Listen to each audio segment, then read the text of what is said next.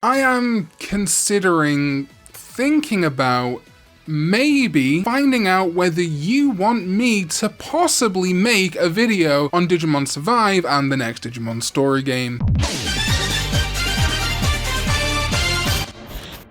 What is up, everybody? Welcome back to another video. I was so positive for this event. I was so excited. 400 people came out to watch me react to it live. Thank you all so much who came out, and ultimately was pretty disappointed. It was an hour-long Q&A. There was a lot of transparency to a degree. Also a lot of yes, maybes, considering, and I don't knows. But we did get a morsel, a thin slice of information on Digimon Survive and the next Digimon Story game. I'm going to be upfront here, Digimon Survive did not get a release date despite what people were hyping up and what I even believed at one point. There is no release date or even release window for Digimon Survive right now. It was not announced there. The next thing, and that is if there is not a Digimon Survive release date at Digimon Con, I'm making Pokemon videos.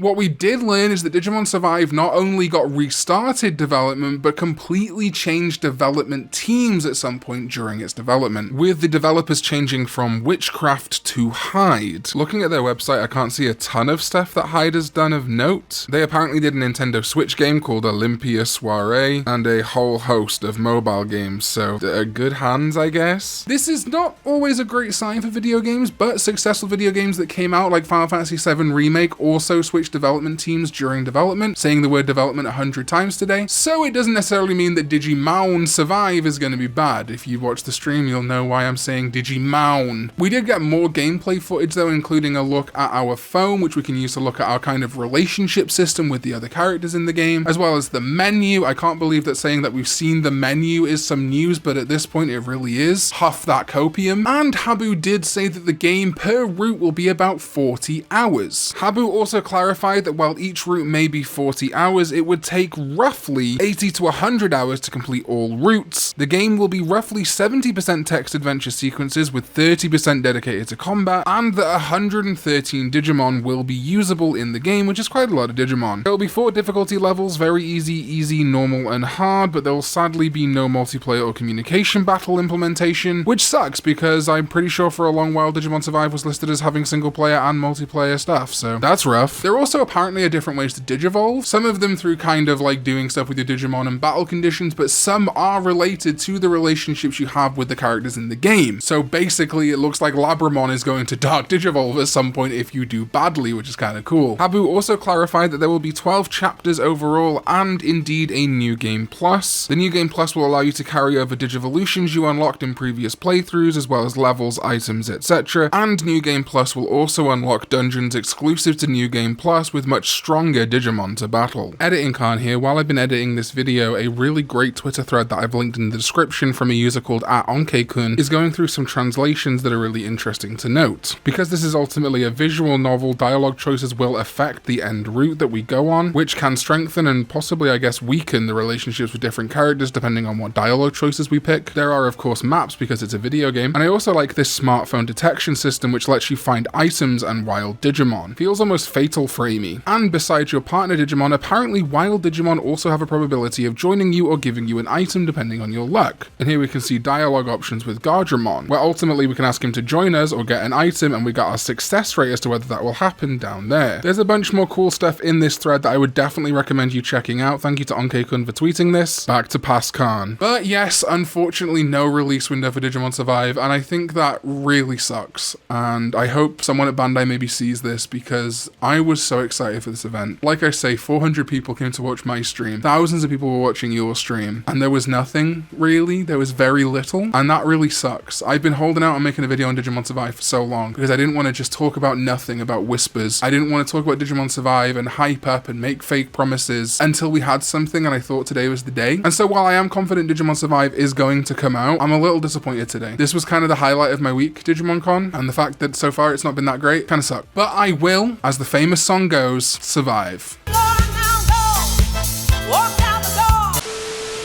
And hey, whether you're celebrating or commiserating Digimon Con, I think you're gonna love today's sponsor, ZeninTCG. Zenin are first and foremost Digimon fans who want to provide toys, merch, and otherwise for Digimon fans across the globe. ZeninTCG is your one-stop shop for all your Digimon needs, from Digimon figures, V-Pets, and their specialty, the Digimon Vital Bracelet and DIM cards. They have it all and ship internationally. And to celebrate Digimon Con and whatever we may have got from it, ZeninTCG is running a huge promo. If you go over to their website and check out products such as the Digimon Tamers EX2 DIM restock, the Digivice V, the Digimon VB Black, the Mad Black Roar and True Shadow Howl DIM cards, the DIM card Volume 3 Hermit in the Jungle, or the DIM card Evolution file, and in celebration of Digimon Con, you can use the code DIGICON10 at checkout for 10% off any purchase. And in addition, the first 100 people to make a purchase with ZeninTCG will receive a free trial Black Roar DIM card that is with any purchase. In addition, Digimon Con did announce some new Digimon toys that ZeninTCG will be stocking when they are available. These include the anime heroes Beelzemon, Omnimon, and Wargreymon figures, the Digimon Ghost Game 6-inch partner Chibi plush, the upcoming Digimon Frontier DIM cards, which is very exciting. Those got announced during Digimon Con, and it seems like they're going to do a whole wave of Digimon Frontier DIM cards, so I'm super looking forward to that. So like I say, please do check out ZeninTCG on their store, but also on Instagram, Facebook, and Twitter. So thank you so much to ZeninTCG. Remember, code DIGICON10 at checkout for 10% off any purchase to potentially get a free trial Black Roar DIM card. Let's get back to what Pascal was talking about. We also didn't get any information on what the successor to Digimon Eirias will be. Yeah, it could still happen technically. I am still hoping it will be Digimon New Century, but who knows? But we did get some tidbits on the next Digimon Story game. We did not get its title, we did not get its key art, but Habu did outright say that it is going to be centered around the Olympus 12. And if you're not aware of who the Olympus 12 are, they are a Digimon group in the canon of Digimon, similar to the Royal Knights that you might be more familiar with. They hail from the world of Iliad, which is kind of the digital world's equivalent of Greek mythology, and its members are Apollomon, Bacchusmon, Ceresmon, Dianamon, Junomon, Jupitermon, Marsmon, Mercurymon, Minervamon, Neptunemon, Venusmon, and Volcanusmon. This is actually really cool. A lot of people have been clamoring for a new appearance from Coronamon and Lunamon for a while now, outside of kind of side stuff in Hacker's memory, with Lunamon at least. So I would very much feel like we might see something like Grace Novamon, who is Apollomon and Dianamon's Jogress. And given that Cyber Sleuth so heavily featured the Royal Knights, I think the Olympus 12 is a nice fit for the next Digimon Story game, which Habu also confirmed will take place in the digital world. I think we'll probably still see some real world stuff there, but I think it'll be more like we are from the real world and get isekai'd into the digital world. During the Q&A, Habu was also asked about things like ports for Digimon World 1 or the WonderSwan games. The WonderSwan games, he said they did market research and it didn't look like that was going to happen. For Digimon World 1, he said he's not sure whether to do a port, a remaster, or a remake, so he wants us to let them know. Just tell them we want a port. They can work on a remake in the future, but right now, please just port Digimon World 1, 2, and 3 to modern consoles and PC. He also briefly talked about the possibility of redigitized Decode being put to different platforms, but said because it was a 3DS game on 2 screens, it would need development time to make it back onto one screen like the PSP game, and as such it wouldn't be happening in the near future, but I would really like to see that game get a proper release outside of Japan, not a fan translated one, especially on the Switch and PC. And yeah, this whole hour was just filled with a bunch of maybes and nothing firm, and Habu telling us that he wants us to let him know what he wants, which we have been doing for years now. Now those are all the things we actually know about these Digimon games. Obviously things are going to be coming in the future at some point. It does make me wonder, given the fact that we have seen the Royal Knights in the Cyber Sleuth games, and now we're seeing the Olympus 12 in the next Digimon Story game, whether the fated war that is talked about in Digimon lore between the Royal Knights and the Olympus 12 will be the main thing of this game. Maybe the Olympus 12 being the initial antagonists, protagonists, and then the Royal Knights also showing up and them clashing. The lore says that it is unknown whether they will go to war or forge an alliance when the Royal Knights and the Olympus 12 meet, so perhaps that's going to be the point of the next story game. They want to go to war and you've got to make them not. You've got to make them do peace. I don't know. Aside from this, I am trying to remain optimistic, but let me know in the comments down below what do you think about this Digimon Story update and the kind of lack of update about Digimon Survive, and also let me know your thoughts on Digimon Con. Are you disappointed? Did you get what you expected? Or are you kind of happy you got updates on things that you wanted updates on? I don't know, I'm very meh right now. It's very mid to me, but I'm trying to keep optimistic and hoping for more. If there is Digimon news from Digimon Con, I of course will endeavor to cover cover it here on this channel, and you're gonna see it here first. So until next time, I hope you consider,